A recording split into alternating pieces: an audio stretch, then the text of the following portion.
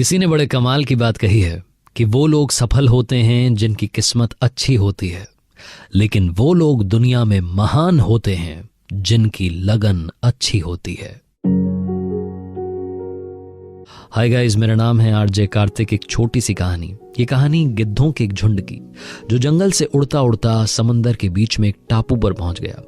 उस आइलैंड पर कोई जंगली जानवर नहीं था जो इन गिद्धों का शिकार कर सके, और इन गिद्धों के लिए सबसे अच्छी बात यह थी कि इनके खाने के लिए वहां पूरा इंतजाम था। बहुत सारे समुद्री जीव, मछलियां, मेंढक, इनके लिए कोई दिक्कत नहीं होने वाली थी। इस गिद्धों के झुंड में बड़े सारे युवा गिद्ध थे। वो सब तो खुश हो गए कि अरे क्या बात है, मजा आ गया, अब तो पूरी जिंदगी इसी टापू पर रहेंगे, कहीं नहीं जाएंगे। कुछ दिन तक तो सब कुछ आराम से चलता रहा, लेकिन उस गिद्धों के झुंड में एक सीनियर गिद्ध था, सबसे बूढ़ा। उसको लगा कि अगर ऐसा ही चलता रहा, अगर हमारे गिद्धों ने चुनौतियों का सामना नहीं किया, अगर उड़ना नहीं शुरू किया वापस से, तो इनका क्या होगा। क्यों ना एक बार सबको बुला करके कुछ कह दूं। तो उसने एक मीटिंग बुलाई, सारे सुनने के लिए आ गए। तो जो बूढ़ा गिद्ध था, इसने बताना शुरू किया कि हम सबको चुनौतियों का सामना करना चाहिए, चैलेंजेस का सामना करना चाहिए, हम सबको उड़ान भरनी चाहिए। हम सब यहीं रहेंगे तो हमारा कुछ नहीं होगा। मैं देख रहा हूं कि हम में से काफी सारे ऐसे हैं जो कि कई दिनों से उड़े नहीं हैं, आराम फरमा रहे हैं। मैं बस आपको कहना चाहता हूं कि कभी अगर कोई बड़ा संकट आ गया तो क्या होगा। एक काम करते हैं, हम तो फिर से उसी जंगल में चलते हैं, उसी जिंदगी में चलते हैं जहां हमारे लिए रोजाना चुनौतियां थी, रोजाना हमें शिकार पर निकलना पड़ता था। यहां रहकर के हम सब आलसी हो गए हैं। वो बूढ़ा गिद्ध ज्ञान दिए जा रहा था, और जो युवा गिद्ध थे वो हंस रहे थे मनी मन। जब उसने अपनी मीटिंग खत्म की तो सबने डिसाइड किया कि हम तो कहीं नहीं जाने वाले, हम तो यहीं रहेंगे। वो जो बूढ़ा गिद्ध था वो अकेला ही उस टापू से उड़ चला और वापस से जंगल में पहुंच गया। कुछ टाइम के बाद में उसे लगा कि क्यों ना एक काम करता हूं, वापस से उस टापू पर जाता हूं, अपने साथियों से मिल करके आता हूं। पुराने साथी हैं, ऐसे भूल तो नहीं सकते। वो वापस से उस आइलैंड पर पहुंचा। वहां जाकर के देखता है कि सिर्फ और सिर्फ गिद्धों की लाश बची थी। कुछ गिद्ध थे जो घायल कराह रहे थे दर्द से। उनमें से एक के पास पहुंचा और जाकर के पूछा कि क्या हो गया, तुम सारे के सारे घायल क्यों हो गए, किसने आकर के तुम्हारी जान ले ली। तो उस घायल गिद्ध ने बताना शुरू किया कि बाबा, आप सही कहते थे, आप हम में सबसे बूढ़े थे, सबसे सीनियर थे, हमें आपकी बात माननी चाहिए थी, लेकिन उस वक्त तो हमने आपकी बात को टाल दिया, उस वक्त तो हमने आपकी बात को अनसुना कर दिया। हम मूर्ख थे। पता है क्या हुआ, आप तो यहां से चले गए। कुछ दिनों के बाद में एक जहाज आया। उस जहाज में शिकारी थे, और उन शिकारियों ने इस आइलैंड पर, इस टापू पर अपने जहाज में से चीते छोड़ दिए। चीते कुछ दिनों के लिए तो शांत रहे, लेकिन कुछ दिन के बाद जब उन्हें मालूम चला कि हम तो उड़ भी नहीं सकते, हमने कई दिनों से उड़ान नहीं भरी है, हमारे पंजे भी अब इस लायक नहीं हैं कि हम किसी पर अटैक कर सकें, तो उन चीतों ने एक एक करके हम पर हमला करना शुरू किया और हमारी जान लेना शुरू किया। हम में से बस कुछ ही बचे हैं जो अब घायल यहाँ टापू पर इधर उधर पड़े हैं। छोटी सी कहानी बहुत बड़ी बात सिखाती है। जिंदगी में कभी भी कंफर्ट जोन में मत जाइएगा।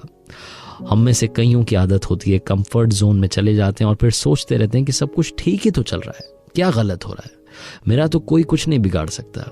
उसके बाद में एक बहुत बड़ा चैलेंज आता है और आपको लगता है कि अब तो सुधार करने की गुंजाइश नहीं है, अब तो कुछ भी नहीं हो सकता, इंप्रूवमेंट का चांस ही नहीं बचा, टाइम ही नहीं बचा। इसलिए याद रखिए, कंफर्ट जोन में मत जाइएगा। कंफर्ट जोन से बाहर निकलिए, अपने आप को चैलेंज दीजिए, उन चैलेंजेस का सामना कीजिए, और हाँ, कर दिखाओ कुछ ऐसा कि दुनिया करना चाहे आपके जैसा।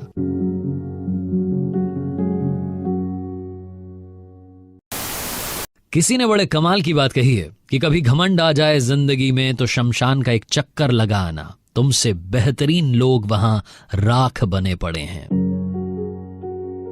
हाय गाइस, मेरा नाम है आरजे कार्तिक। एक छोटी सी कहानी। ये कहानी एक बड़े बिजनेसमैन ने एक सेमिनार में सुनाई। उन्होंने बताया कि उनकी लाइफ में शुरुआती दिनों में बहुत बड़ा सेटबैक लगा। उनकी लाइफ में जब उन्होंने एक छोटा सा स्टार्टअप शुरू किया तो लॉस हो गया, पैसा डूब गया। जिस कन्या से वो प्यार करते थे, जिस लड़की से प्यार करते थे, उसके घर वालों ने किसी और से शादी करा दी। उनकी पर्सनल लाइफ, प्रोफेशनल लाइफ, सब कुछ तबाह हो गई। और उस दिन उन्होंने घर छोड़ने का फैसला कर लिया। वो घर छोड़ करके निकल गए। मालूम नहीं था कि कहाँ जाना है। तब उन्हें 3 गुरु मिले। उन 3 गुरुओं ने उनकी जिंदगी वापस से बदल दी, उनका लाइफ में कमबैक करने का रास्ता खोल दिया। जो पहला गुरु ने मिला वो पहली ही रात में मिला। जब वो घर से बाहर निकले, मालूम नहीं था कहाँ जाना था, चले जा रहे थे, एक अनजान कस्बे में पहुंचे। वहां जाकर के देखते हैं कि रात के 1-2 बज रहे थे। एक व्यक्ति एक दीवार में छेद कर रहा था, तो उन्होंने जाकर के उस व्यक्ति से कहा कि भाई साहब, ये दीवार में छेद क्यों कर रहे हैं, क्या बात हो गई, मैं आपकी मदद करूं? तो व्यक्ति हंसने लगा। उसने बोला कि भाई, ये मेरा मकान थोड़ी जो मैं इस दीवार में छेद कर रहा हूं, मैं तो चोर हूं जो इस दीवार को हटा करके यहां से माल लेकर के जाना चाहता हूं। तो उन्होंने बोला कि अच्छा आप चोर हैं। उस व्यक्ति को लगा कि कितना भोला आदमी आ गया है। तो उसने बोला चल भाई, तू मेरे साथ चल। चोर ने इनको अपने घर में जगह दी। 15 दिन उस चोर के साथ में रहे और बताते हैं कि हर रात में जब वो चोरी करने के लिए जाता था तो मुझे 2 बात बोल करके जाता था। पहली बात बोलता था कि भाई टेंशन मत लेना, सब कुछ अच्छा होगा, और दूसरी बात बोलता था कि ऊपर वाले को याद करके सोना। उस चोर ने इन्हें हमेशा यही बातें बोली, और जब भी वापस आता था तो ये भी उससे पूछते थे कि भाई आज क्या रहा, कोई बड़ा माल हाथ लगा। 15 दिन वहां पर रहे, और 15 दिन बाद जब वहां से निकले उससे टाटा बाय बाय करके, तो उस दिन ये सीख करके निकले कि लाइफ में पॉजिटिव रहना कितना जरूरी है। दूसरा गुरु जो इनको मिला वो एक कुत्ता था। ये चले जा रहे थे, इन्हें बड़ी प्यास लग रही थी, तब इन्होंने देखा कि कुत्ता भागा जा रहा है। उस कुत्ते के पीछे चले तो मालूम चला कि एक तालाब के पास गया, लेकिन वहां जाकर के बार बार पीछे जा रहा था। इन्हें समझ में नहीं आया कि चक्कर क्या हुआ। तो ये थोड़ा पास में जाकर के खड़े हुए इन्होंने देखा कि कुत्ता जो था वो पानी में अपनी परछाई देख करके डर रहा था। उसे बार बार डर लग रहा था कि ये कौन है। वो कुत्ता पानी के पास आता, फिर से पीछे जाता, फिर से पास आता, फिर से पीछे जाता। वो एक बार फिर से आगे आया और उसने हिम्मत करके छलांग लगा दी। पानी पी करके वो बाहर भी आ गया। उस दिन इन्होंने सीखा कि जिंदगी में अगर बड़ी से बड़ी मुसीबत आ जाए तो आपको एक जंप लेना जरूरी है। क्या पता उस जंप के नीचे से ही मुश्किल निकल जाए। इसलिए जिंदगी में रिस्क लेना भी, कैलकुलेटिव रिस्क लेना भी बहुत ज्यादा जरूरी है। तीसरा गुरु इनको मिला एक छोटा सा बच्चा। एक बार अपने उन्हीं दिनों में ये गांव में टहल रहे थे। इन्हें एक छोटा बच्चा दूसरी तरफ से मोमबत्ती लेकर के जाता हुआ दिखा, तो उन्होंने उसको बुलाकर उसके मजे लिए। उससे कहा कि बेटा एक बात बताओ, ये मोमबत्ती जब तुमने जलाई थी तो ये रोशनी कहां से आई थी, मतलब कहां से ये लाइट आकर के यहाँ पर जलने लग गई? तो उस बच्चे ने अचानक से उस मोमबत्ती को फूंक मार के बुझा दिया और बोला कि अंकल जी अब आप बताओ कि ये जो रोशनी थी, जो उजाला था, लाइट थी, ये कहां गई? दिख रही है आपको कहां गई? उस दिन इन्हें समझ में आया कि कभी भी घमंड मत करना, अपने आप को ज्यादा ज्ञानी मत समझना, क्योंकि आपसे बेहतरीन लोग इस दुनिया में हैं। इसलिए अपने आप को तैयार करते रहना, हर दिन सीखते रहना। और उस दिन ये बताते हैं कि उन 3 गुरुओं ने जो ये सारी बातें सिखाई, उन्हीं बातों को सीख करके इन्होंने लाइफ में वापसी की, अपना फिर से बिजनेस शुरू किया। उसके बाद इनकी शादी भी हो गई। आज हंसता खेलता परिवार है और एक बहुत बड़ा बिजनेस है। ये छोटी सी कहानी हमें सिखाती है कि जिंदगी में हारोगे नहीं तो सीखोगे कैसे, और सीखोगे नहीं तो जीतोगे कैसे। इसलिए मेरे दोस्त, हर हार से सीखो और कर दिखाओ कुछ ऐसा कि दुनिया करना चाहे आपके जैसा। किसी ने बड़े कमाल की बात कही है कि अवसर और सूर्योदय में एक ही समानता है, देर करने वाले हमेशा इन्हें खो देते हैं। हाय गाइस, मेरा नाम है आरजे कार्तिक। एक छोटी सी कहानी। ये कहानी है मनीष नाम के लड़के की, जो मिडिल क्लास फैमिली में पैदा हुआ, जिसकी फैमिली को लगता था कि ये लड़का जब बड़ा होकर के जॉब करेगा, करियर के बारे में सोचेगा, तो हमारी फैमिली कंडीशंस बदल जाएंगी, हमारी लाइफस्टाइल बदल जाएगी। उस पूरे परिवार का दारोमदार इसी लड़के पर था। स्कूल में मनीष के नंबर्स अच्छे आते थे, हमेशा टॉपर्स की लिस्ट में आता था। लेकिन जहां कॉलेज के फर्स्ट ईयर में गया, वहां इसकी आदतें बिगड़ गईं। इसके दोस्त बदल गए। ऐसे दोस्तों के साथ रहने लगा जहां रोजाना नाइट पार्टी होने लगी। ऐसे दोस्तों के साथ टाइम स्पेंड करने लगा जहां पर फालतू चीजों में पैसा खर्च होने लगा। घर वालों ने कई बार समझाने की कोशिश की, लेकिन मनीष ने कहा कि आप मुझे ज्ञान मत दीजिए, मुझे अपनी लाइफ को लेकर के क्या करना है ये मुझे अच्छे से मालूम है। घर वालों ने कई बार दोस्तों के जरिए, जो पुराने दोस्त थे, उनसे समझाने की कोशिश की, लेकिन मनीष पर कोई असर नहीं पड़ा। जब रिजल्ट आया फर्स्ट ईयर का, तो मालूम चला कि मनीष एक सब्जेक्ट में फेल हो गया था। और जहां ये फेल वर्ड आया, मनीष के ईगो को हर्ट कर गया। वो धीरे धीरे अपनी जिंदगी को, उसे लगने लगा कि उसकी जिंदगी में कुछ भी अब ठीक नहीं रहा है। जो लड़का लगातार स्कूल में टॉप करता आ रहा था, वो कॉलेज के फर्स्ट ईयर में फेल हो गया। और वहीं से ये लड़का बंद कमरे में रहने लगा।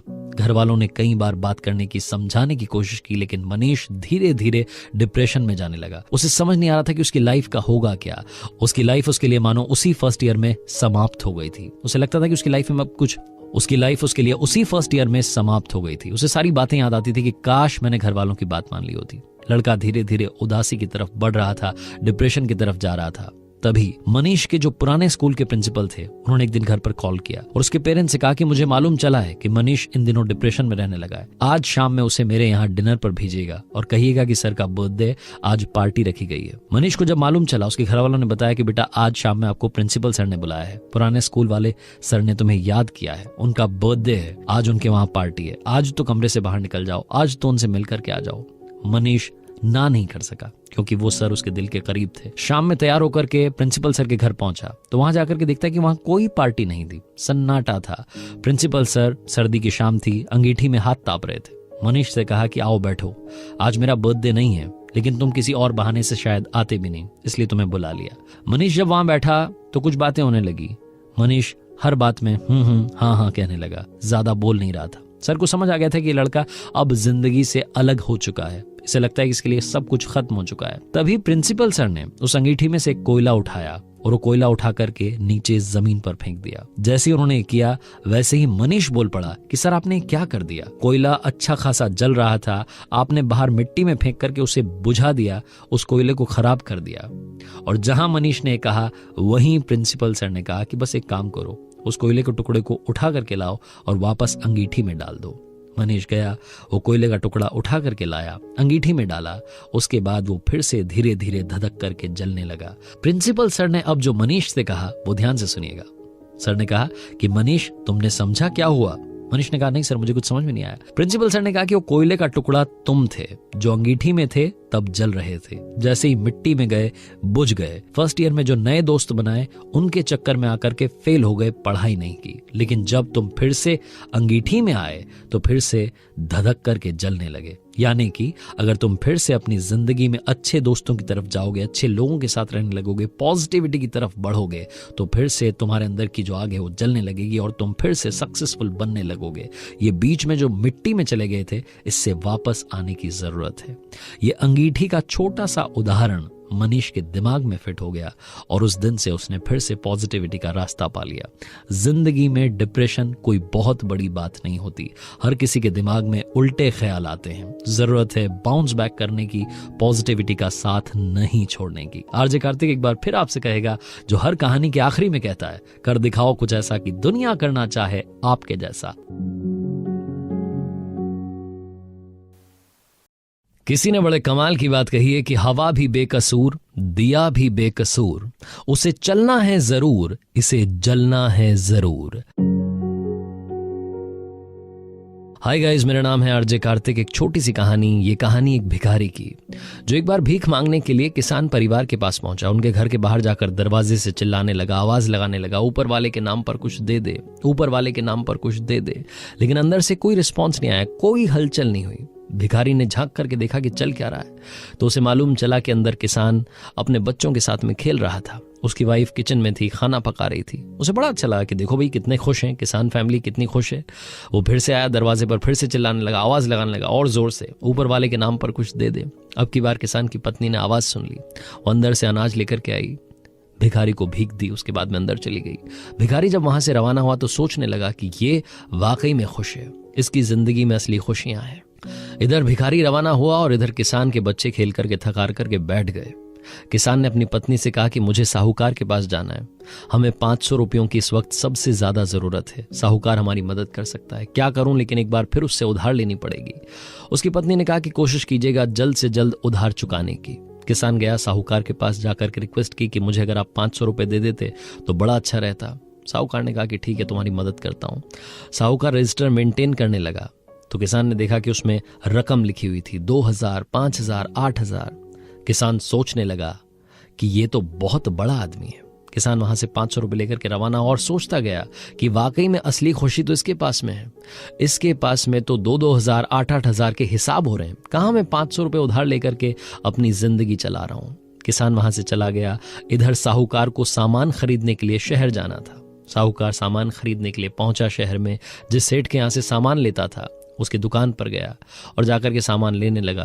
तभी सेठ का नौकर आया, आकर के बताने लगा कि मालिक 2 लाख रुपए का फायदा हुआ है, हमारे पास में एक तार आया है फलाना शहर से। थोड़ी देर बाद फिर आया, बताने लगा कि 1 लाख रुपए का फायदा हुआ है, हमारा फायदा हुआ है, हमारे पास तार आया है। नौकर बार बार आकर के बड़ी बड़ी बातें कर रहा था। साहूकार को लग रहा था कि कहां मैं अपने आप को सेठ मान करके बैठा था, असली सेठ तो यहां शहर में है। साहूकार वहां से चला गया और सोचता रह गया कि असली खुशी तो सेठ जी के पास में है, जिनके पास में 2-2 लाख के 1-1 लाख के तार आते हैं फायदे वाले। साहूकार गांव की तरफ निकल चुका था। सेठ जी को शाम में राय बहादुर जी की पार्टी में जाना था। वो गिफ्ट लेने का सोच रहे थे, तभी नौकर आया और आकर के बताया कि मालिक, हमें 5 लाख का घाटा हो गया है, अभी अभी तार मिला है। सेठ जी का दिमाग ठनक गया। शाम में पहुंचे हिम्मत करके, तैयार होकर के राय बहादुर जी की पार्टी में। वहां देखते हैं कि बड़े बड़े अधिकारी आए हुए हैं, लाट साहब आए हुए हैं, और वहां इनकी कोई पूछ ही नहीं है। चुपचाप जैसे तैसे जाकर के कोने में बैठ गए, खाना खाया, चुपके से अपना छोटा सा गिफ्ट दे दिया और वापस चले गए। जाते हुए सोच रहे थे कि असली खुशी तो राय बहादुर साहब के पास है। इनके यहाँ पर बड़े बड़े अधिकारी आते हैं, लाट साहब आते हैं, असली माहौल तो इनकी जिंदगी में है। कहाँ मैं अपने आपको सेठ मान करके चल रहा हूं। सेठ जी जा चुके थे। राय बहादुर साहब की पार्टी खत्म हो चुकी थी। दावत खत्म होने के बाद में वो थोड़ा सा आराम कर रहे थे, तभी नौकर आया और आकर के बताता है कि मालिक, हमें 10 लाख का घाटा हो गया है, अभी अभी तार मिला है। राय बहादुर साहब का माथा ठनक गया। वो सोचने लगे कि क्या जिंदगी है, दुनिया के सामने दिखावा करने के लिए पार्टी रखनी पड़ती है, लाट साहब को बुलाना पड़ता है, बड़े बड़े अधिकारियों को बुलाना पड़ता है, उनको दावत देनी पड़ती है, ऊपर से घाटा हो जाता है। वो ये सब सोच ही रहे थे कि तभी उनका सर दर्द बढ़ गया। उन्होंने दवाई लेने के लिए नौकर को नीचे भेजा। नौकर दवाई लेकर के ऊपर आ ही रहा था कि राय बहादुर साहब को खिड़की से एक गाने की आवाज सुनाई देने लगी। नौकर ऊपर आया तो उससे पूछा कि देखना नीचे गाना कौन गा रहा है। नौकर ने बताया कि साहब एक भिखारी है जो कि मदमस्त गाना गाते हुए जा रहा है। राय बहादुर साहब ने कहा कि देख, असली खुशी तो इस भिखारी के पास में है जो कि कोई फिक्र नहीं कर रहा है, निश्चिंत होकर के अपना गाना गुनगुनाता हुआ चला जा रहा है। ये भिखारी वही भिखारी था जो किसान के घर भीख मांगने सबसे पहले गया था और किसान को खुश मान रहा था। छोटी सी कहानी बहुत बड़ी बात बताती है। जिंदगी में असली खुशी किसके पास है? उसके पास है जो दिल से अपने आप को खुश नसीब मानता है। जिंदगी में अगर आप सोचते रहेंगे तो सोचते रह जाएंगे, कभी भी आपको खुशी मिलने नहीं वाली, क्योंकि आपसे ज्यादा कमाने वाले लोग इस दुनिया में हैं। आपसे ज्यादा खुश लोग आपको इस दुनिया में दिखेंगे, लेकिन आपको उनका दुख नहीं दिखाई देगा। जिंदगी में असली खुशी अपनों के साथ टाइम स्पेंड करने में है। जिंदगी की असली खुशी जो मिला है उसमें संतोष करने में है। हाँ, ये जरूर है कि आप सपने बड़े देखिए, सपने बड़े देखिए, उन्हें पूरा करने के लिए मेहनत कीजिए, लेकिन कभी भी जिंदगी से उदास मत होइए। आरजे कार्तिक फिर से कहेगा, अपने हौसले के साथ, मेहनत के साथ, अपनों के प्यार के साथ कर दिखाओ कुछ ऐसा कि दुनिया करना चाहे आपके जैसा। किसी ने बड़े कमाल की बात कही है कि आवाज ऊंची हो तो कुछ लोग सुनते हैं, लेकिन अगर बात ऊंची हो तो बहुत सारे लोग सुनते हैं। हाय गाइस, मेरा नाम है आरजे कार्तिक। आपके लिए लेकर आया हूं एक छोटी सी कहानी। ये कहानी एक 24 साल के लड़के की जो अनाथ था, जिसके माता पिता इस दुनिया में नहीं थे। वो एक सेठ के यहाँ पर नौकरी किया करता था। नौकरी से जब वापस आता था, घर पर आकर के खाना बनाता था, खाना खाता था, सो जाता था। बड़ी ही बोरिंग सी लाइफ चल रही थी। तो समझ नहीं आ रहा था कि लाइफ में चेंज कब आएगा। पूजा करता था रोजाना, भगवान से कहता था कि कुछ तो मेरी जिंदगी में चमत्कार कर दीजिए। एक दिन वो घर आया, हाथ मुंह धोकर के खाना बनाया। खाना बनाने के बाद में पूजा करने लगा। जब पूजा करके वापस आया तो देखता है कि उसने 4 चपाती और सब्जी बनाई थी। 4 में से 1 चपाती कम थी। अगले दिन फिर से ऐसा होने ही वाला था कि उसने चूहे को पकड़ लिया। चूहा रोजाना 1 चपाती लेकर के भाग रहा था। चूहे को जब पकड़ा तो चूहे ने कहा कि मुझे तो छोड़ दो, मेरी किस्मत का तुम क्यों खाना चाह रहे हो, ये तो मेरी किस्मत का है। तो उस लड़के ने कहा कि मैं तुम्हें कैसे छोड़ दूं, मुझे तो समझ में नहीं आ रहा है, मेरी खुद की जिंदगी का कुछ नहीं हो पा रहा है, मैं खुद इतना पैसा कमाता हूं कि सिर्फ 4 चपाती बना पाता हूं, इससे ज्यादा मेरी लाइफ में चेंज नहीं आ रहा है। तो चूहे ने कहा कि तुम्हारी जिंदगी बदल जाएगी, बस एक काम करो, तुम जाकर के भगवान गौतम बुद्ध से मिल लो। लड़के ने सोचा कि ये भी बात सही है, ये भी करके देख लेते हैं। वो सेठ के पास गया, जाकर के बोला कि मुझे छुट्टी चाहिए कुछ दिनों के लिए। लड़के को छुट्टी मिल गई। उसने यात्रा शुरू की। पहला दिन बड़ा लंबा था। शाम होने को आई, रात होने को आई। उसे समझ नहीं आया कि अब क्या करें, कहाँ रुकें। तो उसे एक हवेली दिखाई दी। हवेली के वहां गया, दरवाजा खटखटाया। हवेली की मालकिन ने उसका स्वागत किया और बोली कि आप कहाँ जा रहे हैं, कहाँ से आए हैं। तो लड़के ने बताया कि मैं भगवान गौतम बुद्ध के आश्रम जा रहा हूँ, उनसे मिलना चाहता हूँ और उनकी शरण में जाना चाहता हूँ। तो हवेली की मालकिन ने कहा कि अरे वाह, आप तो वहां जाना चाह रहे हैं जहां हम बरसों से जाना चाहते थे लेकिन जा नहीं पा रहे हैं। आप एक काम कीजिएगा, आज रात्रि आप यहीं विश्राम कीजिए, लेकिन कल जब आप निकलें तो हमारा एक सवाल लेकर के जाइएगा और उस सवाल का जवाब लेकर के प्लीज वापस आइएगा। लड़के ने कहा कि बताइए आपका क्या सवाल है। तो हवेली की मालकिन ने कहा कि मेरा सवाल बड़ा सिंपल सा है। मेरी एक बेटी है 22 साल की जो बोल नहीं सकती। क्या आप भगवान गौतम बुद्ध से बस ये पूछ लेंगे कि ये कब बोलना शुरू करेगी। लड़के ने कहा ठीक है, आपके सवाल का जवाब ले लूंगा। अगले दिन फिर से उसने यात्रा शुरू की। रास्ता लंबा था। जब जंगल पार किया तो एक बड़ा सा ऊंचा बर्फ का पहाड़ दिखाई दिया। उसने पहाड़ पार करने की कोशिश करना शुरू किया, पहाड़ पर चढ़ना शुरू किया। उसे समझ नहीं आ रहा था कि इतना ऊंचा पहाड़ कैसे पार करेगा। तभी उसे वहां पर एक तपस्या करता हुआ जादूगर दिखा। जादूगर के पास जाकर के उसने प्रणाम किया और बोला कि मेरी मदद कर दीजिए, मुझे पहाड़ पार करवा दीजिए, आप तो चमत्कारी होते हैं, आप मेरी मदद कर सकते हैं। जादूगर ने कहा कि भाई तुम जा कहां रहे हो? तो लड़के ने बताया कि मैं भगवान गौतम बुद्ध के आश्रम जा रहा हूं, उनसे जाकर के मिलना चाहता हूं। तो जादूगर ने कहा तो बहुत बढ़िया बात है, मेरा एक काम कर देना, उनसे जाकर के बस ये पूछ लेना कि मैं यहाँ पर 1000 साल से तपस्या कर रहा हूं लेकिन मुझे स्वर्ग की प्राप्ति क्यों नहीं हो रही। लड़के ने कहा ठीक है, मैं आपके सवाल का जवाब जरूर लेकर के आऊंगा, अब मुझे पहाड़ पार करा दो। जादूगर के पास में एक जादुई छड़ी थी, उसने छड़ी घुमाई और लड़के को पहाड़ पार करा दिया। लड़का मैदानी इलाके में आ गया। जब मैदानी इलाके में पहुंचा तो वहां उसने देखा कि एक बड़ी सी लंबी सी नदी थी। अब नदी कैसे पार होगी? उसे वहां पर एक कछुआ दिखाई दिया। उसने कछुए से मदद मांगी कि मुझे आप प्लीज अगर ये नदी पार करा दें। कछुआ मदद के लिए तैयार हो गया। जब कछुए ने इस पार से उस पार छोड़ा तो कछुए ने कहा कि भाई तुम जा कहां रहे हो? तो उसने बताया कि मैं गौतम बुद्ध के पास जा रहा हूं, भगवान से मिलने के लिए जा रहा हूं। तो उस कछुए ने कहा कि मेरा एक सवाल है, आप भगवान गौतम बुद्ध से जरूर पूछना कि मैं ड्रैगन कब बनूंगा। मैं यहाँ इस नदी में पिछले 500 सालों से हूं, मेरा कुछ हो नहीं पा रहा है, मुझ पर कृपा कब होगी? लड़के ने कहा ठीक है, आपके सवाल का जवाब भी जरूर लेकर के आऊंगा। लड़का आश्रम पहुंचा। वहां जाकर के देखता है कि भगवान गौतम बुद्ध का प्रवचन चल रहा है। प्रवचन जब खत्म हुआ तो उन्होंने कहा कि आप में से कोई भी मुझसे सवाल पूछ सकता है, लेकिन ध्यान रहे आपको सिर्फ 3 सवाल पूछने की परमिशन है। अब लड़की को समझ नहीं आ रहा था कि क्या करे। उसका खुद का एक सवाल था कि उसकी लाइफ में चेंज कब आएगा। उसके बाद में हवेली की मालकिन का एक सवाल था। उसके बाद जादूगर का सवाल था। उसके बाद कछुए का सवाल था। क्या करे कि उसको सारे सवालों के जवाब मिल जाए। उसने बहुत सोचा कि किसका सवाल स्किप करूं, किसके सवाल को छोड़ दूं, लेकिन उसे समझ नहीं आता कि क्या किया जाए। फिर उसने सोचा कि मेरी जिंदगी तो चल रही है जो चल ही रही है, मुझे ज्यादा परेशान होने की जरूरत है नहीं। सेठ के यहाँ पर नौकरी कर ही रहा हूं। ये जो 3 लोग हैं जिनसे मैं मिला हूं, इनकी जिंदगी में बड़ी समस्या है, इनको जवाब जरूर से मिलना चाहिए। तो उसने अपने सवाल को त्याग दिया, छोड़ दिया और उन 3 सवालों को पूछा जो कि हवेली की मालकिन ने भेजा था, जादूगर ने भेजा था और कछुए ने भेजा था। हवेली की मालकिन के सवाल का जवाब देते हुए भगवान गौतम बुद्ध ने कहा कि उनकी बेटी तब बोलना शुरू करेगी जब उसकी शादी हो जाएगी। जादूगर के सवाल का जवाब देते हुए उन्होंने कहा कि जादूगर तब स्वर्ग में जाएगा जब वो जादुई छड़ी को त्याग देगा। और कछुए के सवाल का जवाब देते हुए उन्होंने कहा कि कछुआ तब ड्रैगन बनेगा जब वो अपने कवच को उतार देगा।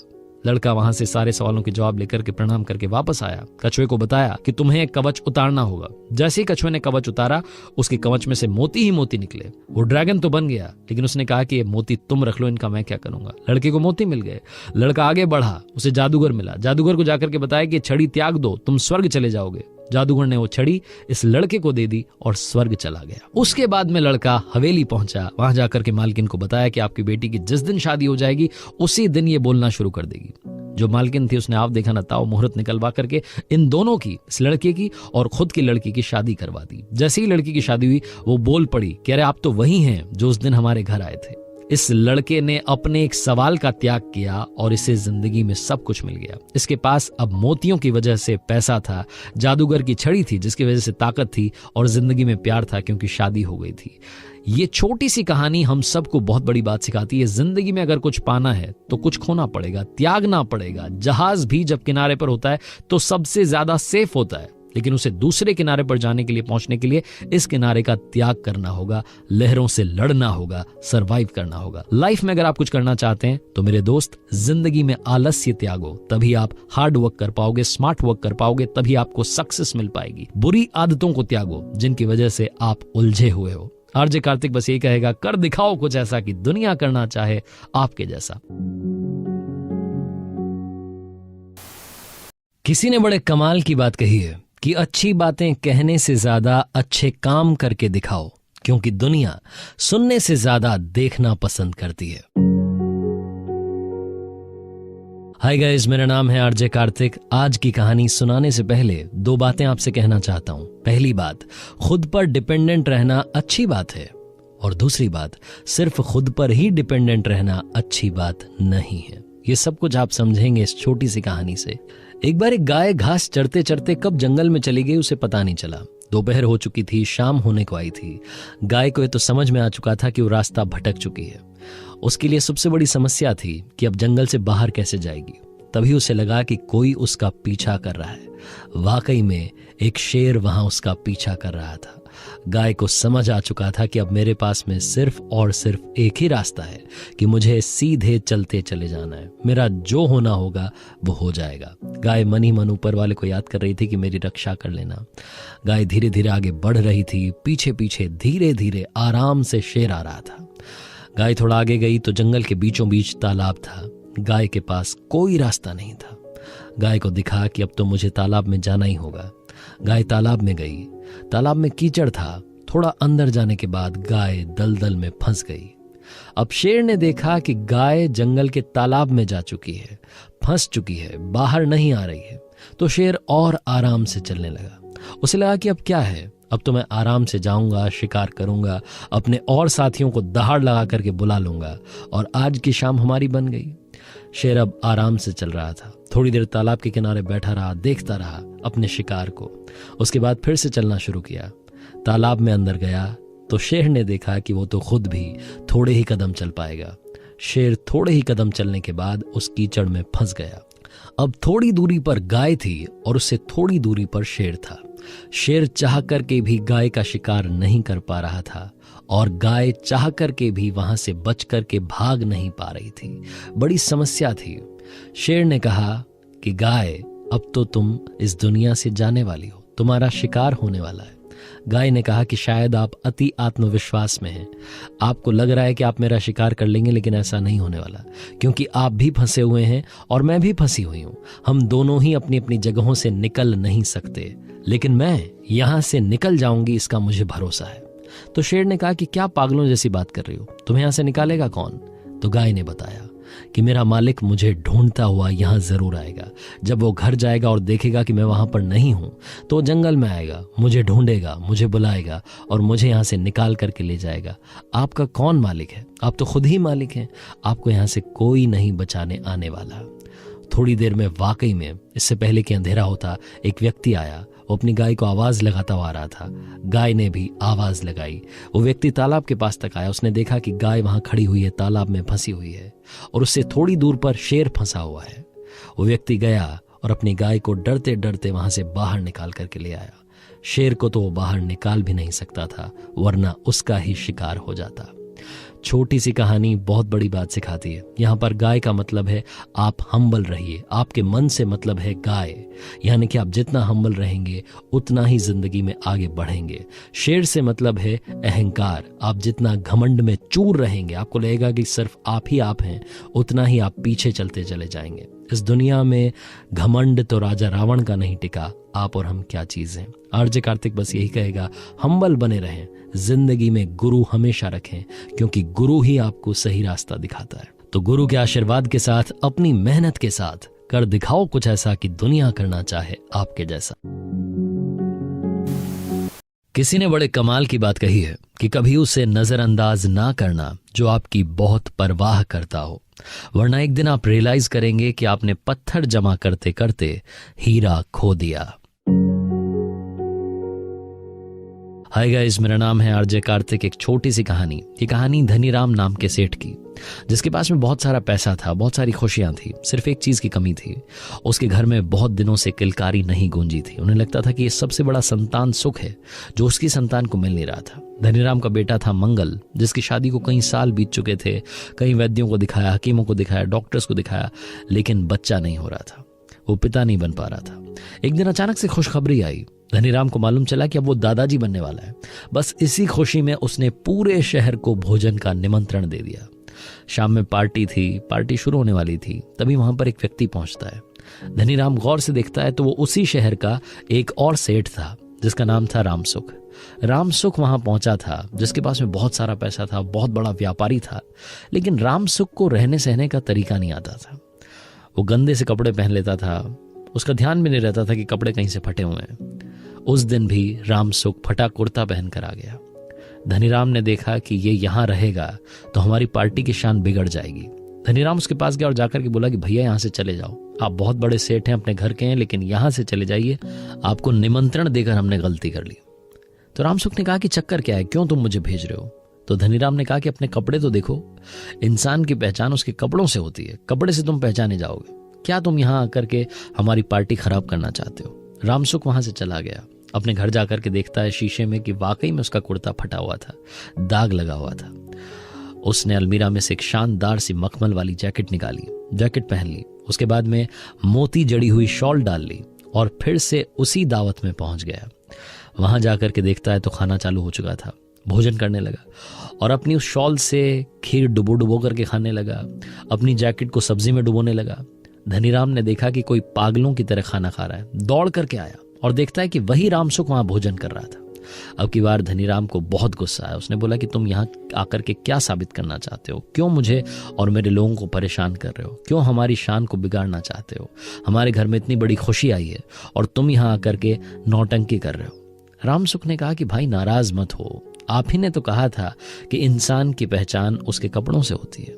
मैं कपड़ों से पहचाना जाऊंगा, तो इसीलिए मैं घर गया, अच्छे कपड़े पहने, शानदार कपड़े पहने और अब उन्हीं कपड़ों को भोजन करा रहा हूं, क्योंकि निमंत्रण तो मुझे मिला ही था।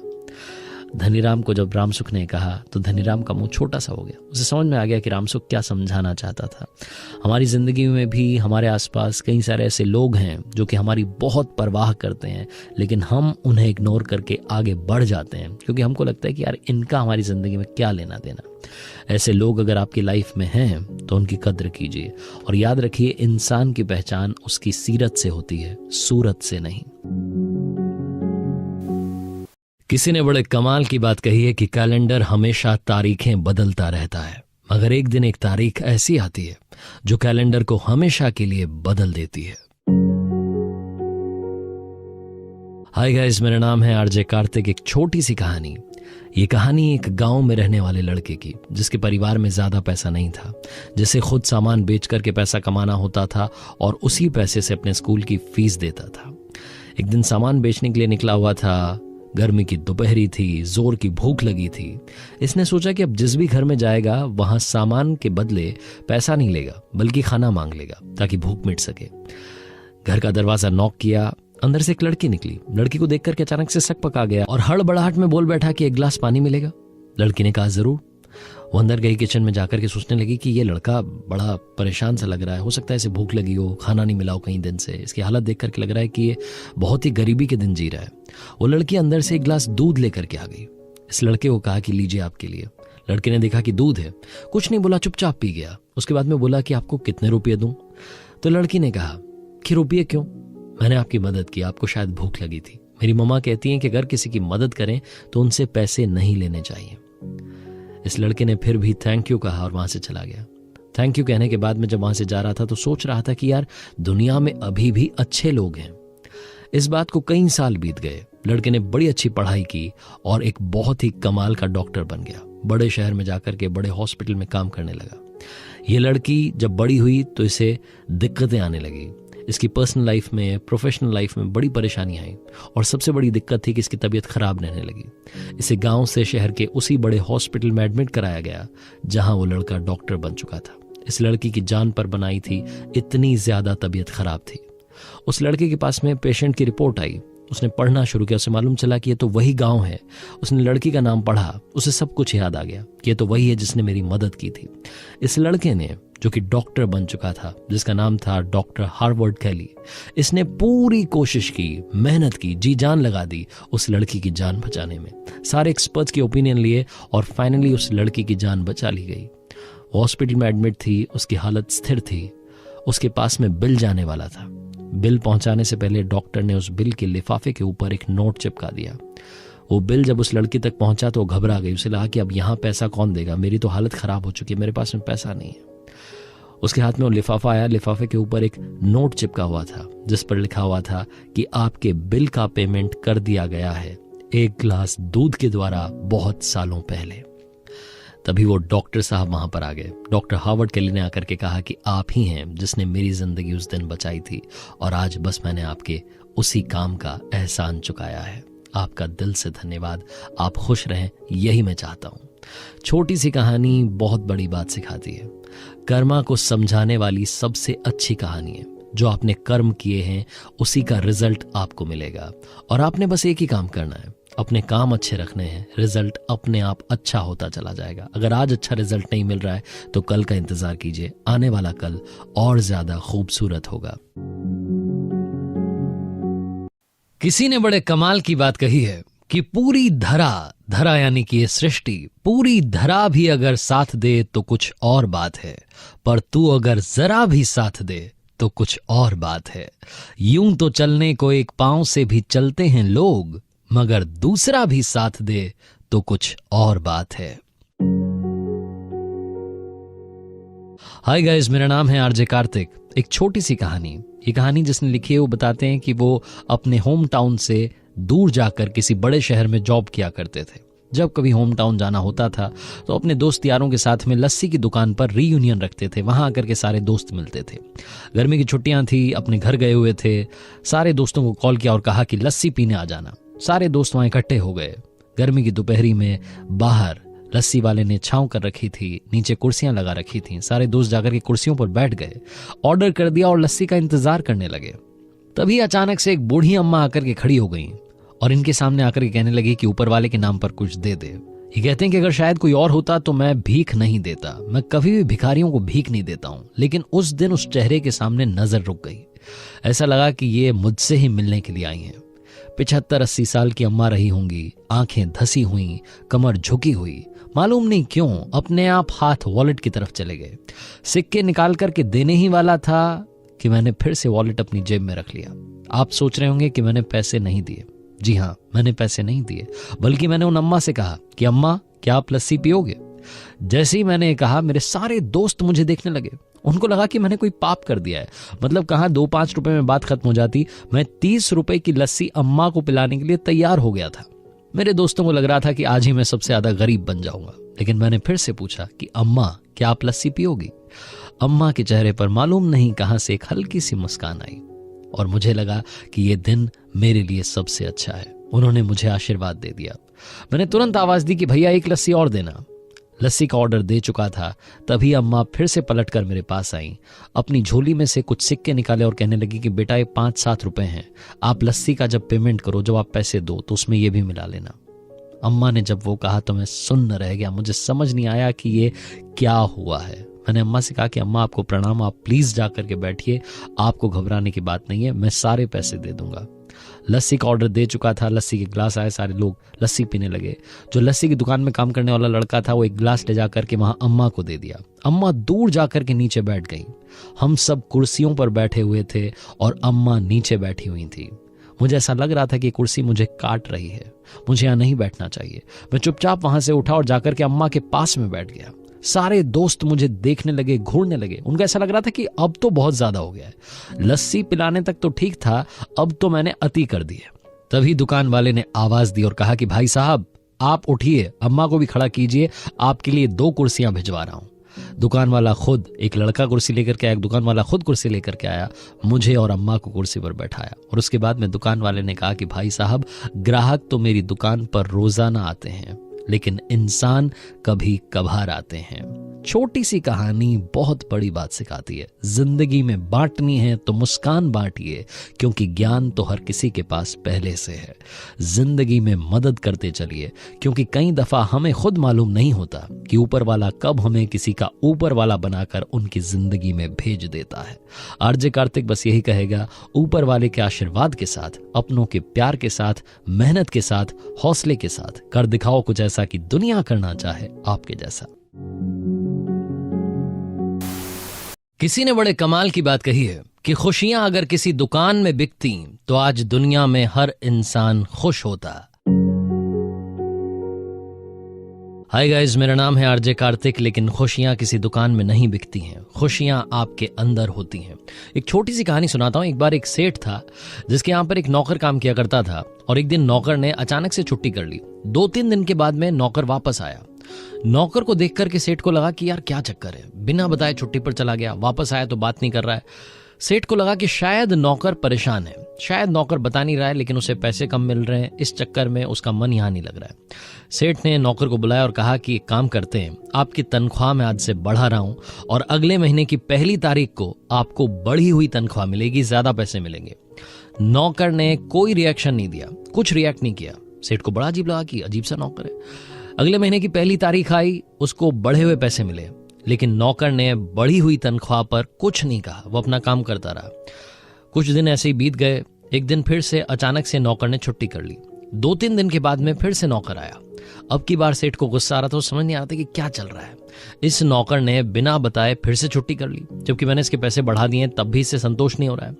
अब की बार सेठ को ज्यादा गुस्सा था। उसने नौकर को बुलाया और कहा कि अगले महीने की 1 तारीख को आपको वही पैसे मिलेंगे जो आपको पहले मिला करते थे। मैं आपकी बढ़ी हुई तनख्वाह काट रहा हूं। नौकर ने एक बार फिर से कोई रिएक्शन नहीं दिया, कोई रिएक्ट नहीं किया। सेठ को समझ नहीं आ रहा था कि अजीब सा नौकर है। अगले महीने की 1 तारीख थी। नौकर चुप रहा, चुपचाप जो पैसे बनते थे वो ले लिए और अपने घर चला गया। अगले दिन जब वापस दुकान पर आया तो सेठ जी ने नौकर को बुलाया और पूछ लिया कि भाई एक बात बताओ, तुम्हारे पैसे बढ़ाए तुमने कुछ नहीं कहा, तुम्हारे पैसे घटा दिए वापस वही कर दी तनख्वाह, तब भी तुमने कुछ नहीं कहा, चक्कर क्या है? तो नौकर ने बताना शुरू किया। नौकर ने कहा कि सेठ जी, जब मैं पहली बार 2-3 दिन छुट्टी पर गया था, वापस आया था और आपने मेरे पैसे बढ़ा दिए थे, तब मैंने छुट्टी इसलिए ली थी क्योंकि मेरे घर में बच्चे का जन्म हुआ था। मेरे घर में नन्हा मेहमान आया था। जब आपने मेरी सैलरी बढ़ाई तो मुझे लगा कि वो बच्चा अपने हिस्से का लेकर के आया है। दूसरी बार जब मैं छुट्टी पर गया, 2-3 दिन के बाद वापस आया, आपने मेरी तनख्वाह काट ली, पैसे कम कर दिए। तब मेरी माताजी का देहांत हो गया था। मेरी माँ इस दुनिया को छोड़कर चली गई थी। उस वक्त आपने मेरी तनख्वाह घटा दी। तब मुझे लगा कि मेरी माँ इस दुनिया से चली गई हैं और अपने साथ अपना हिस्सा भी लेकर के चली गई हैं, इसलिए मैंने कुछ नहीं कहा। सेठ जी ने जब ये बात सुनी तो उस नौकर को गले लगा लिया और उसकी तनख्वाह फिर से बढ़ा दी। छोटी सी कहानी बहुत बड़ी बात सिखाती है।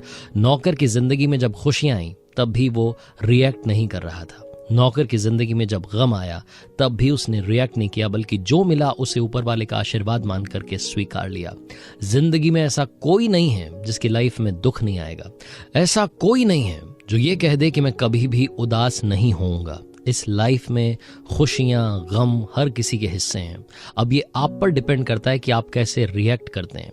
कई बार समस्या बड़ी छोटी होती है लेकिन हम उसे दिल से लगा लेते हैं, हम उसे गले लगा लेते हैं और बस उसी में डूबे रहते हैं, उदास रहते हैं, परेशान रहते हैं।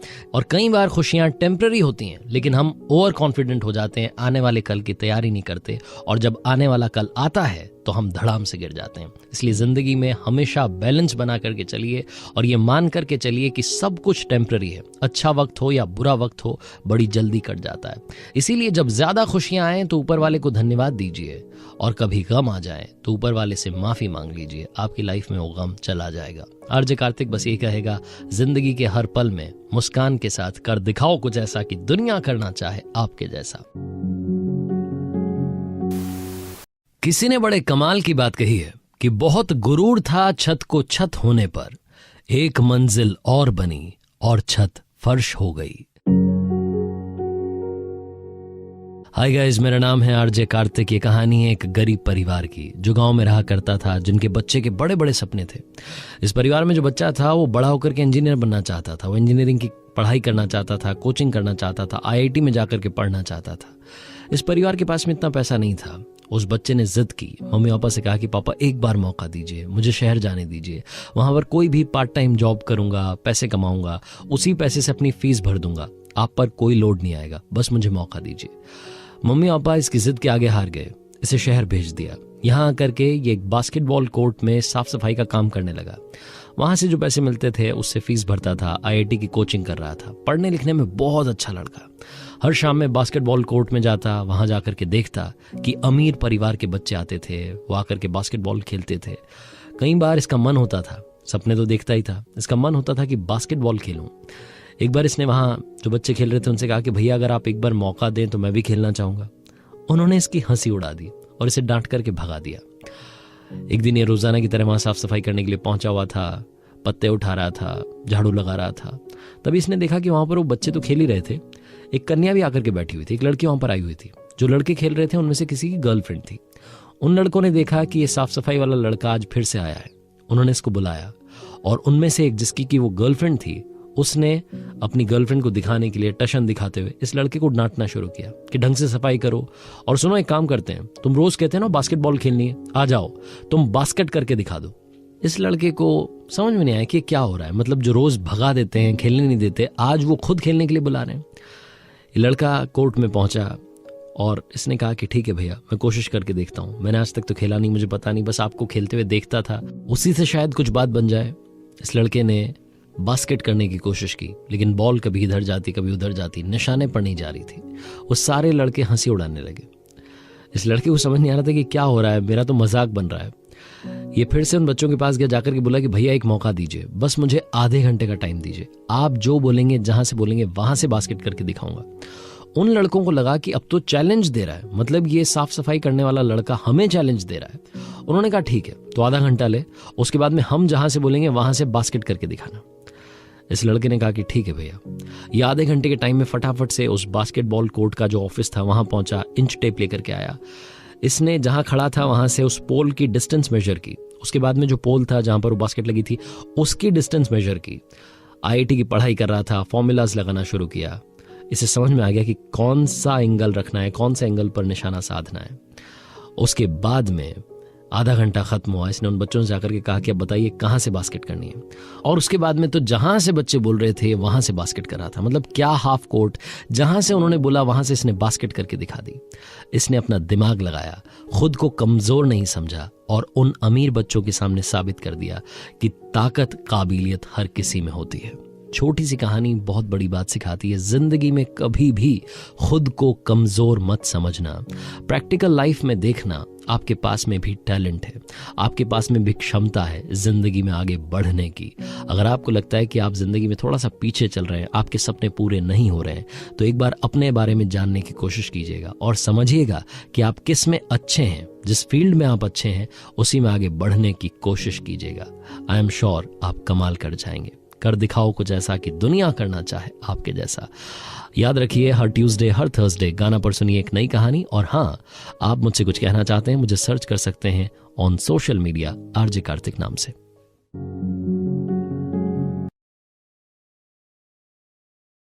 किसी ने बड़े कमाल की बात कही है कि किसको क्या मिला उसका कोई हिसाब नहीं, तेरे पास रूह नहीं मेरे पास लिबास नहीं।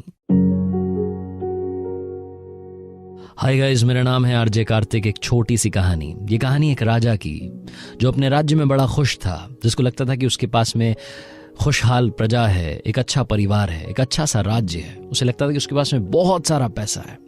एक दिन अपने महल का दौरा कर रहा था, उसने देखा कि एक नौकर जो कि दीवार की साफ सफाई कर रहा था वो उससे ज्यादा खुश था।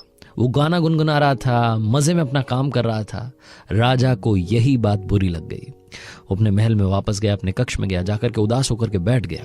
रानी ने पूछा कि क्या बात हो गई, आप उदास क्यों हैं? तो राजा ने बताया कि एक नौकर जो कि छोटा सा काम कर रहा है उसे क्या पैसे मिलते होंगे, इतनी कम तनख्वाह में खुश है। मैं राजा होकर के कई बार चिंताएं ले लेता हूँ, कई बार मुझे चिंता होती है कि राज्य में कहीं कुछ गलत तो नहीं हो गया। आस पड़ोस के राजाओं की चिंता ले लेता हूँ, मुझे समझ में नहीं आ रहा है कि वो इतना खुश कैसे हो सकता है। तो रानी ने कहा कि आप परेशान मत होइए, उसे बस 99 के फेर में पढ़ने दीजिए, सब कुछ ठीक हो जाएगा, आपकी चिंता दूर हो जाएगी। राजा ने कहा कि 99 का फेर क्या है? तो रानी ने कहा कि काम करते हैं, आज रात में आप किसी को उस नौकर के घर के बाहर भेजिएगा और उसके दरवाजे के बाहर एक पोटली रखवा दीजिएगा। उस पोटली में 99 सोने के सिक्के रखवा दीजिएगा। राजा ने कहा कि ठीक है, तुम जो कह रही हो ये करके देख लेते हैं। राजा ने वही किया। उस नौकर के घर के बाहर दरवाजे पर एक पोटली रखी गई जिसमें 99 सोने के सिक्के थे। नौकर जब अगली सुबह जगा, उसकी वाइफ जब घर की साफ सफाई कर रही थी, उसने दरवाजा खोला तो उसने देखा कि एक पोटली घर के बाहर रखी है।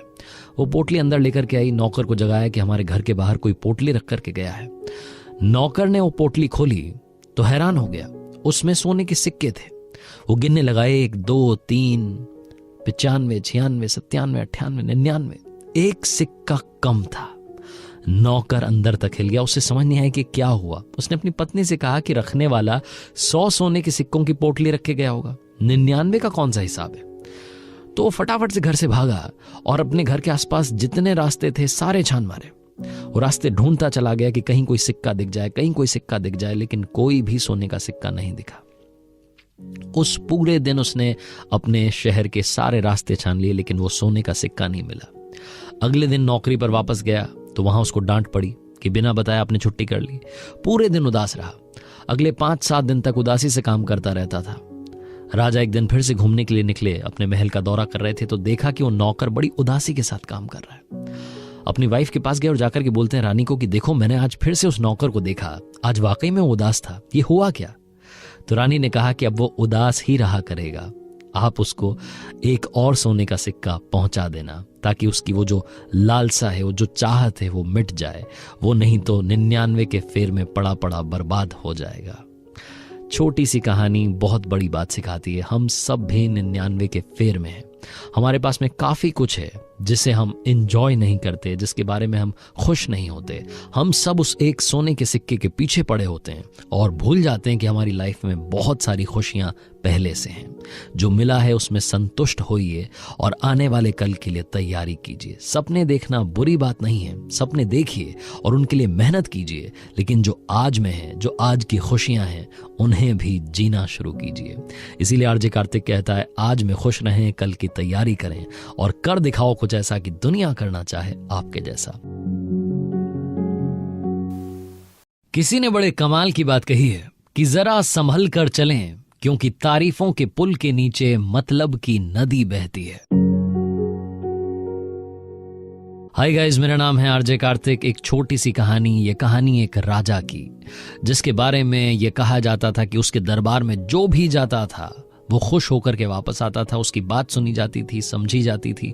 बाकी आसपास के राज्यों के राजा भी इस राजा से सीखने के लिए आते थे कि आप ऐसा क्या करते हैं, आपके पास में वो कौन सी शास्त्र विद्या है जो आप इस्तेमाल में लेते हैं और सब कुछ ठीक हो जाता है। दुखी से दुखी आदमी आपके पास आता है तो खुश होकर के जाता है। आसपास के राजाओं को लगता था कि इस बंदे की कभी ना कभी किसी ऐसे व्यक्ति से जरूर मुलाकात होगी जो दुखी था और दुखी ही रहेगा। और एक दिन ये बात सच हो गई। राजा अपने कुछ सैनिकों के साथ में भ्रमण पर निकला हुआ था। अपने राज्य में जो भी उससे मिल रहा था उसको कुछ ना कुछ दे रहा था, शर्फी दे रहा था, उनकी मदद कर रहा था, पैसा दे रहा था। राजा एक बार फिर से अपना दरबार राज्य के बीचों बीच लगा चुका था। तभी राजा की नजर पड़ी एक भिखारी पर, एक दुखी इंसान पर। उसको लगा कि उसके राज्य में ये सबसे ज्यादा दुखी इंसान कौन है, ये छूट कैसे गया, इसका उद्धार कैसे नहीं हुआ। उसने सैनिकों को भेजा और कहा कि जाओ उस भिखारी को बुला करके लाओ। वो भिखारी आया और जैसे ही राजा के पास आया, राजा ने उससे उसका हाल पूछा और उसको एक सोने का सिक्का दे दिया। अब राजा के मन में चलने लगा कि जब मैंने इसे एक सोने का सिक्का दे ही दिया है तो इसकी जिंदगी में अब कुछ न कुछ तो बदल जाएगा।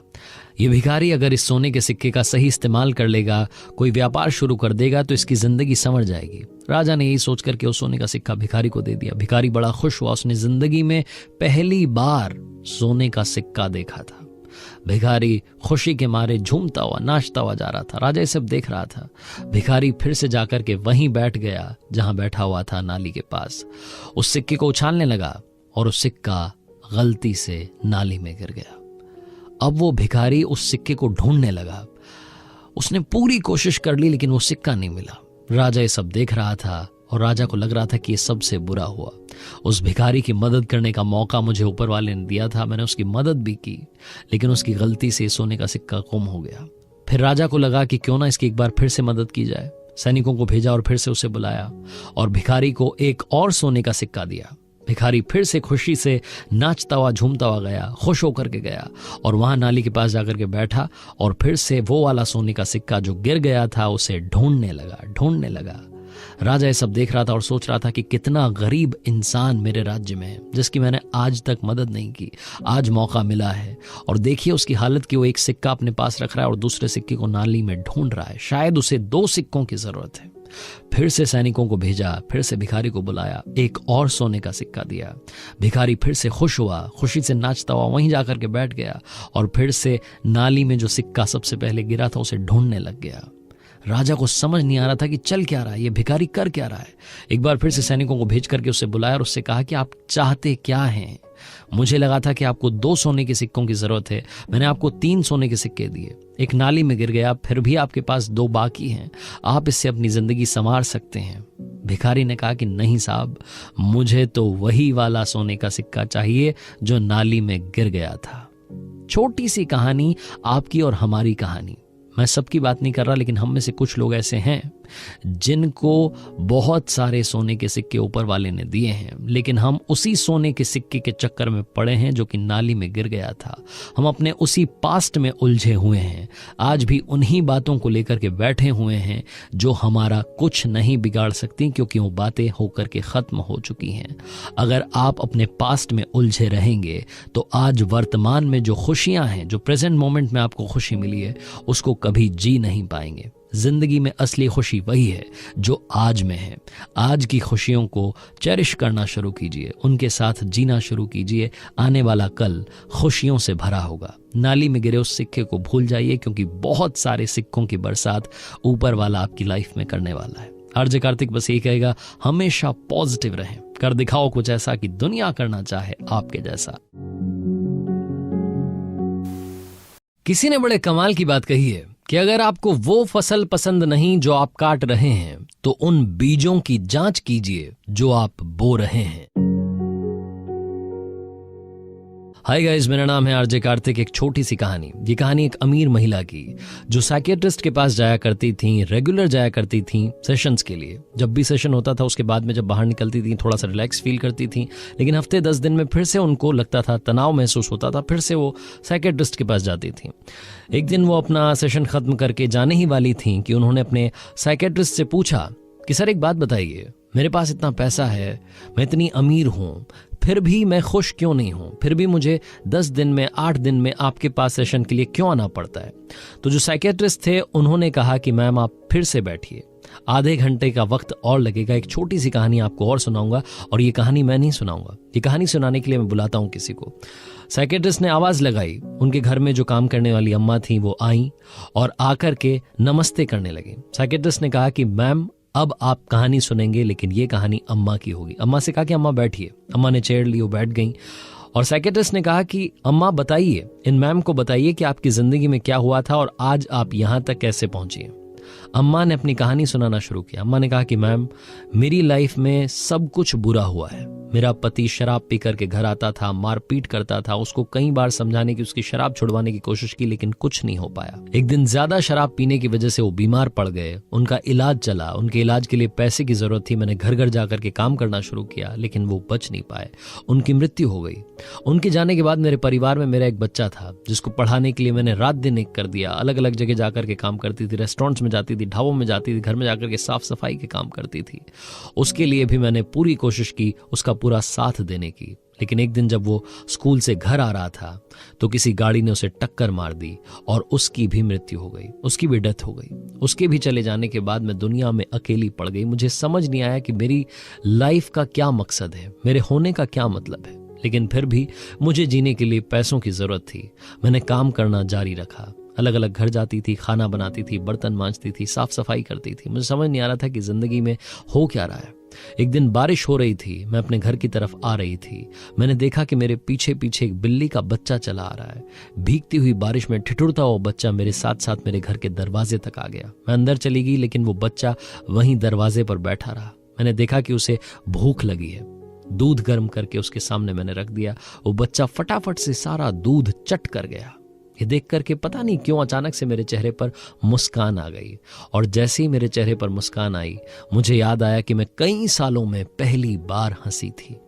मुझे लगा कि एक बिल्ली के बच्चे की मदद करने पर मैं इतना मुस्कुरा सकती हूँ, इतना खुश हो सकती हूँ, तो अगर मैं इंसानों की मदद करना शुरू करूंगी तो मेरी जिंदगी का मतलब बदल जाएगा, मेरे होने का मतलब बदल जाएगा। उस दिन से मैंने लोगों की मदद करना शुरू किया। एक बार एक व्यक्ति बीमार था, उनके लिए दवाई लेकर के आ गई। एक बार एक भाई साहब बीमार थे, हॉस्पिटल में थे, उनके लिए खाना बना करके वहां तक पहुंचा दिया। छोटे छोटे जो डॉग्स होते हैं उनके लिए मैं बिस्किट का पैकेट खरीदती हूँ, उन तक पहुँचाती हूँ, उनकी मदद करती हूँ, उन भूखों को खाना खिलाती हूँ। कई बार मुझे ऐसे बच्चे मिलते हैं जिनको पढ़ाने के लिए पैसे की ज़रूरत होती है। मेरे पास जितना बन पाता है 100 रुपये 200 रुपये उन तक पहुँचाती हूँ, उनकी मदद करती हूँ। मुझे बड़ा अच्छा लगता है। और साहब के यहाँ जब से काम कर रही हूँ तब से तो मेरी तनख्वाह भी बढ़ गई है। साइकियाट्रिस्ट ने जब ये पूरी कहानी अम्मा ने सुना ली, उसके बाद में उन अमीर महिला से कहा कि मैम शायद अब आप समझी होंगी जीने का मतलब क्या है, असली खुशी क्या है, रियल हैप्पीनेस क्या है। जिंदगी में सबसे बड़ी खुशी है जब आप किसी की मदद करेंगे और आपको जो सुकून मिलेगा, उससे बड़ी खुशी इस दुनिया में कभी भी आपको पैसे से भी नहीं मिल सकती। छोटी सी कहानी बहुत बड़ी बात सिखाती है। बांटनी है तो मुस्कान बांटिए, ज्ञान सभी के पास है। अपनों के प्यार के साथ, ऊपर वाले के आशीर्वाद के साथ, अपने हौसले के साथ कर दिखाओ कुछ ऐसा कि दुनिया करना चाहे आपके जैसा। किसी ने बड़े कमाल की बात कही है कि जिंदगी में जो भी होता है अच्छे के लिए होता है। हाय गाइस, मेरा नाम है आरजे कार्तिक। ये कहानी है अकबर और बीरबल की। आपने बड़े सारे उनके किस्से सुने होंगे, लेकिन ये वाला मजेदार है। एक बार बादशाह अकबर को लगा कि क्यों ना बेगम के लिए सेब काटा जाए, तो उन्होंने चाकू मंगवाया, एप्पल मंगवाया। अब उनको चाकू चलाने की आदत तो थी नहीं, कभी उन्होंने कोई सब्जी नहीं काटी थी, फल नहीं काटा था। वो जब सेब काट रहे थे, अचानक से उनके अंगूठे में चोट लग गई, खून निकलने लगा। तो बड़ी जोर से चिल्लाए और फटाफट से वैद्य को बुलाया गया, दवाइयां मंगवाई गई। लेकिन इस सब के बीच में जब वो चिल्ला रहे थे, दर्द से कराह रहे थे, जब वो दर्द में थे, उनके ठीक पास में बीरबल खड़ा हुआ था, क्योंकि जहां अकबर होते थे वहां बीरबल होता था। तो बीरबल ने कहा कि जहां पनाह आप इतना क्यों दर्द में हैं? याद रखो, जिंदगी में जो भी होता है अच्छे के लिए होता है। बादशाह को गुस्सा आ गया। उन्होंने बोला कि ये क्या मूर्खता है, यहां मुझे चोट लगी है और तुम अपना ज्ञान देने से पीछे नहीं रह रहे। तुम यहां भी अपना ज्ञान दे रहे हो, यहां भी तुम कह रहे हो कि जो होता है अच्छे के लिए होता है। बादशाह इतने गुस्से में थे कि उन्होंने बीरबल को कारागार में डालने के लिए कह दिया। सैनिकों से कहा कि इनको ले जाकर के कारागार में डाल दो, मुझे इनकी शक्ल नहीं देखनी, मुझे ऐसे व्यक्ति से बात नहीं करनी। जब मैं दर्द में हूं तो ये मुझे कह रहा है कि जो होता है अच्छे के लिए होता है। इस बात को कई महीने बीत गए। एक बार बादशाह अकबर अपने कुछ सैनिकों के साथ में जंगल में शिकार करने गए। शिकार का पीछा करते करते कब वो सैनिकों से बिछड़ गए, उन्हें खुद समझ नहीं आया। वो शिकार करते करते जंगल में अकेले चले जा रहे थे, तभी उन्हें वहां कबीले वालों ने पकड़ लिया। और जब कबीले वालों ने पकड़ लिया तो उन्होंने बताया कि मैं बादशाह हूं, जहां पनाह हूं। तो उन्होंने कहा कि होंगे अपने घर के, यहां पर आपको जहां पनाह नहीं है, यहां हमारा हुक्म चलता है, आपको हमारे साथ चलना होगा। जब ये वहां पहुंचे तो जाकर के देखते हैं कि कबीले वालों ने बलि चढ़ाने की तैयारी कर रखी थी। इन्हें समझ नहीं आ रहा था कि ये क्या होने वाला है, जहां पनाह की बलि दी जाएगी। ये बोलते रहे लेकिन इनकी किसी ने नहीं सुनी। जब बलि चढ़ाने की तैयारी होने लगी तब कबीले वालों में से एक ने देखा कि इनके अंगूठे में चोट लगी हुई थी। तो उसने अपने बाकी साथियों से कहा कि ये तो खंडित है, इसकी तो बलि नहीं चढ़ाई जा सकती, इसको तो पहले से चोट लगी हुई है। कबीले वालों ने बादशाह अकबर को वहां से रवाना कर दिया, वहां से छोड़ दिया। जब ये वापस अपने राजमहल की तरफ आ रहे थे तो सोच रहे थे कि बीरबल ने जो कहा था वो बिल्कुल ठीक कहा था, जिंदगी में जो होता है वो अच्छे के लिए होता है। ये अगर चोट नहीं लगी होती तो मेरी यहां पर बलि चढ़ जाती। लेकिन इनके दिमाग में अब दूसरी बात चलने लगी कि चलो मेरे साथ में तो ये हुआ, मेरे साथ में तो अच्छा हुआ, लेकिन बीरबल के साथ क्या हुआ, उसको तो मैंने वहां कारागार में डाला हुआ है। महल में पहुंचे, फटाफट से कारागार में गए, जाकर के बीरबल को सारी कहानी सुनाई कि भाई ये मेरे साथ में हुआ, लेकिन अब ये बताओ कि तुम्हारे साथ में अच्छा क्या हुआ, तुम्हें तो मैंने जेल में डाल रखा है। तो बीरबल ने कहा कि जहां पनाह, मेरे साथ तो सबसे अच्छा हुआ, क्योंकि जहां आप जाते हैं वहां मैं आपके साथ जाता हूं। अगर आपकी बलि नहीं चढ़ाई होती, आप खंडित थे, तो बलि किसकी चढ़ती? आपके अपने बीरबल की। आपने तो मेरी जान बचा ली जहां पनाह, आपका जितना शुक्रिया अदा करूं उतना कम होगा। छोटी सी कहानी बहुत बड़ी बात सिखाती है। जिंदगी में हमेशा याद रखना, जो होता है अच्छे के लिए होता है।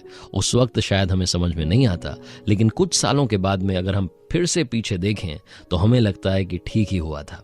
आरजे कार्तिक बस यही कहेगा, उम्मीद रखिए, हौसला रखिए, कर दिखाओ कुछ ऐसा कि दुनिया करना चाहे आपके जैसा। किसी ने बड़े कमाल की बात कही है कि वक्त की सबसे खूबसूरत बात यह है कि अच्छा चल रहा हो या बुरा चल रहा हो, वक्त बड़ी जल्दी कट जाता है। हाय गाइस, मेरा नाम है आरजे कार्तिक। आज सुनाता हूं आपको वक्त पर एक छोटी सी कहानी। ये कहानी है एक राजा की, एक ऐसा राजा जिसने हर युद्ध में जीत हासिल की थी। छोटे छोटे राज्यों को हरा करके अपने राज्य का विस्तार करता जा रहा था, अपने राज्य को बड़ा करता जा रहा था। ऐसा नहीं था कि अपने राज्य में डेवलपमेंट नहीं करवाता था, वहां भी विकास के काम करवाता था।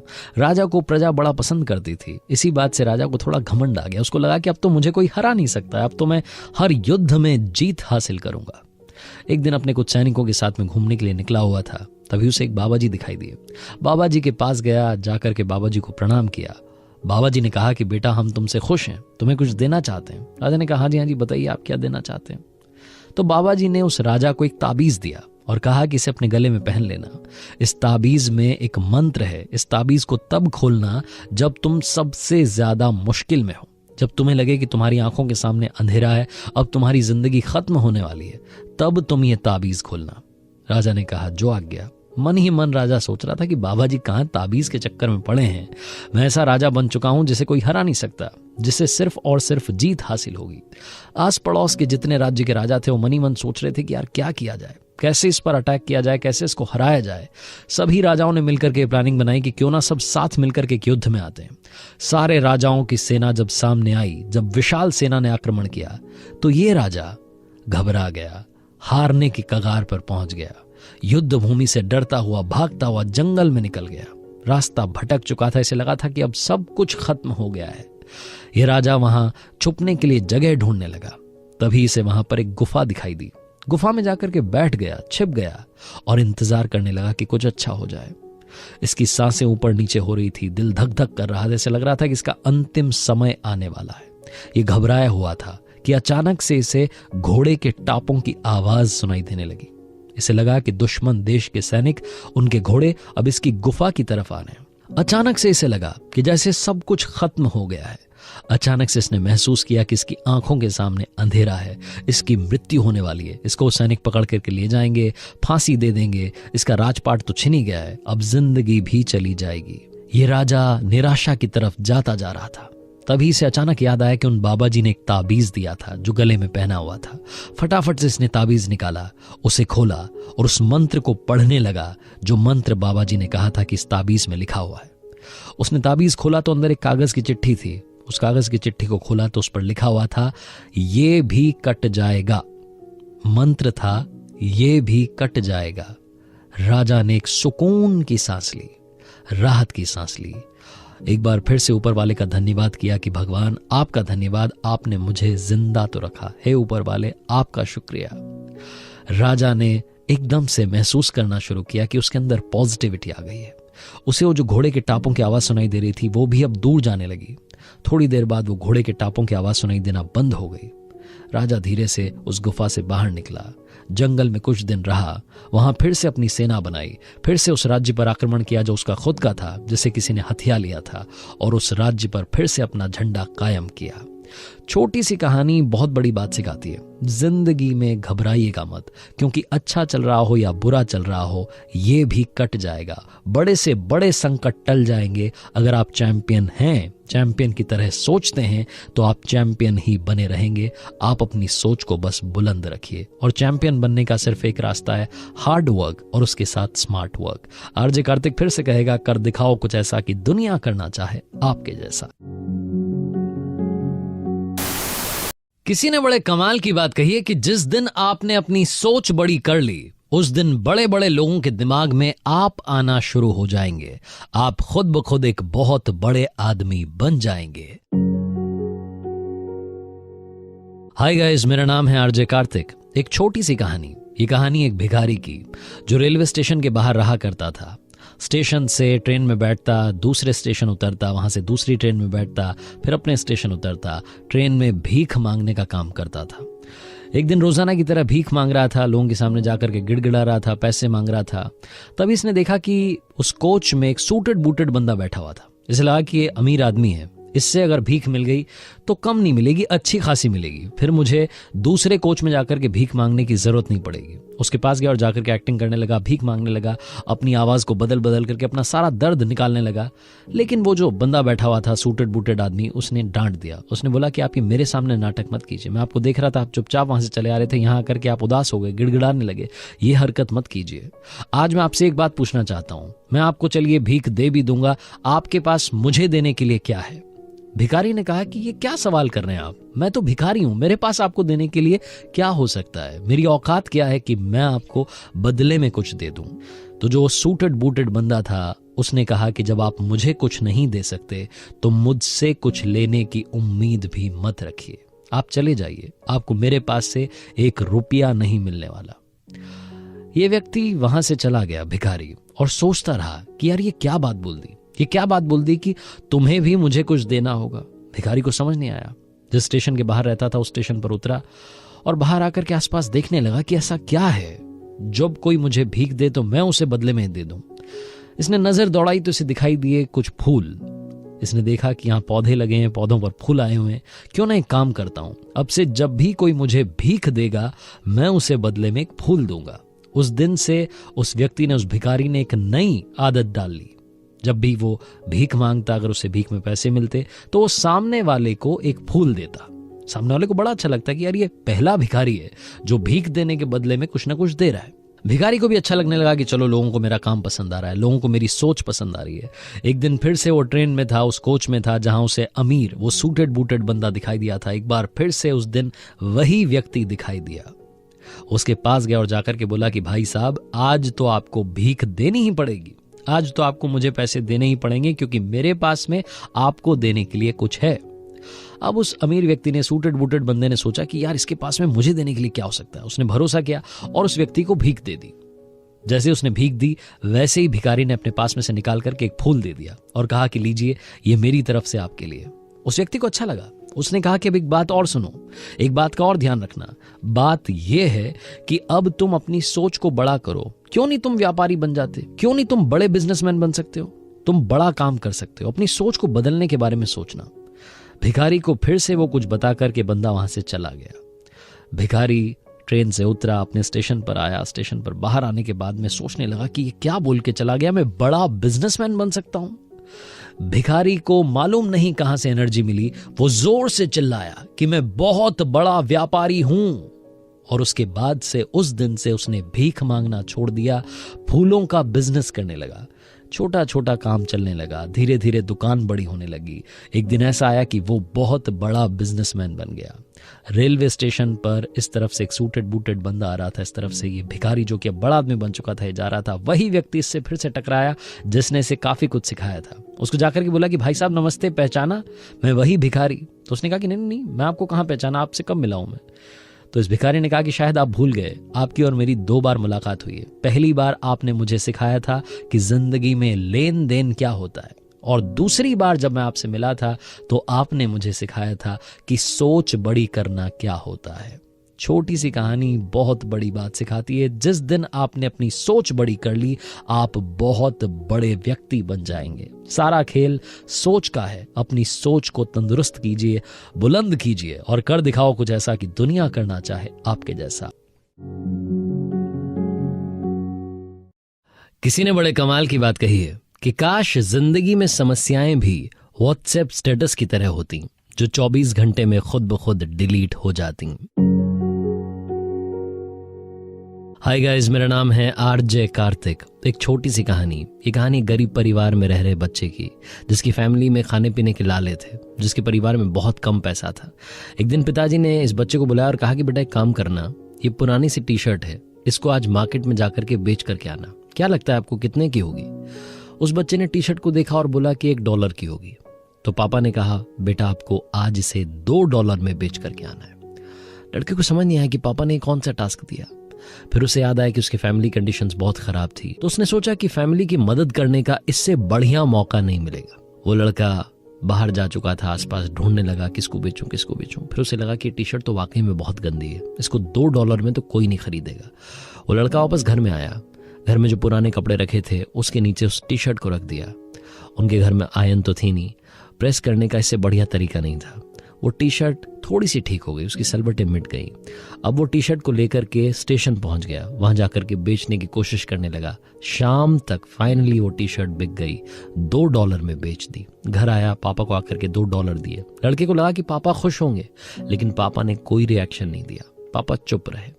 अगले दिन पापा ने फिर से एक पुरानी टी शर्ट निकाली और इस लड़के से कहा कि बेटा आज आपको फिर से ये टी शर्ट बेचने के लिए जाना है, और आज $2 में नहीं बल्कि $20 में ये $1 वाली टी शर्ट बेच करके आनी है। आप ही ने बताया था कि $1 की है, अब $1 वाली टी शर्ट आप $20 में बेच करके आएंगे। लड़के को अब की बार तो कुछ समझ में नहीं आ रहा था, पूरा ब्लैंक था, उसे समझ नहीं आ रहा था क्या करना है। फाइनली उसने फिर से अपना दिमाग लगाया, तो उसको लगा कि एक काम करता हूँ। उसके घर में एक पुराना मिकी माउस का स्टिकर रखा था। उसने उस टी शर्ट पर उस मिकी माउस के स्टिकर को चिपका दिया। वो टी शर्ट अब मिकी माउस वाली बन गई थी। वो लड़का उस टी शर्ट को लेकर के गया और एक बड़े से स्कूल के सामने खड़ा हो गया, जहां पर अमीरों के बच्चे पढ़ा करते थे। स्कूल की छुट्टी हुई, सारे बच्चे बाहर निकले, उनके मम्मी पापा उन्हें लेने के लिए आए हुए थे। उनमें से एक बच्चे की नजर पड़ी इस टी शर्ट पर जिस पर मिकी माउस बना था। उस बच्चे ने अपने पापा से जिद की कि पापा मुझे वो टी शर्ट चाहिए। पापा ने देखा कि एक छोटा सा बच्चा टी शर्ट बेचने के लिए खड़ा हुआ है। वो आए, उन्होंने देखा कि टी शर्ट बड़ी अच्छी थी, मिकी माउस का स्टिकर था, बड़ी क्रिएटिविटी दिखाई गई थी, तो बड़े खुश हुए। उन्होंने $20 भी दिए और साथ में $5 की टिप दी कि बेटा ये आपके लिए। अब वो $1 की टी शर्ट ये लड़का $25 में बेच चुका था। इसे लग रहा था कि आज तो पापा बहुत ज्यादा खुश होंगे। ये पहुंचा घर पर, जाकर के पापा को बताया कि पापा $1 वाली टी शर्ट आज $25 में बेच दी है। पापा ने कोई रिएक्शन नहीं दिया, ना खुश हुए ना दुखी हुए, चुप रहे।